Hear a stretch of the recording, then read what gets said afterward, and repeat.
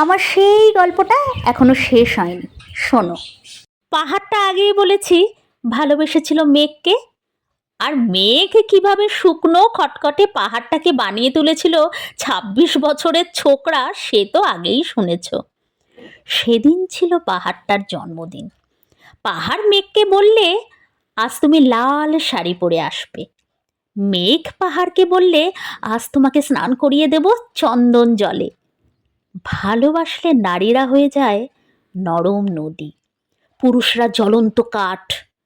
সেইভাবেই মেঘ ছিল পাহাড়ের আলিঙ্গনের আঙ্গুনে, পাহাড় ছিল মেঘের ঢেউ জলে। হঠাৎ আকাশ জুড়ে বেজে উঠল ঝড়ের জগঝম্প। ঝাঁকড়া চুল উড়িয়ে ছিনতাইয়ের ভঙ্গিতে ছুটে এলো এক ঝাঁক হাওয়া। মেঘের আঁচলে টান মেরে বললে, ওঠ ছুরি, তোর বিয়ে।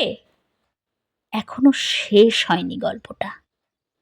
বজ্রের সঙ্গে মেঘের বিয়েটা হয়ে গেল ঠিকই, কিন্তু পাহাড়কে সে কোনো দিনই ভুলতে পারল না।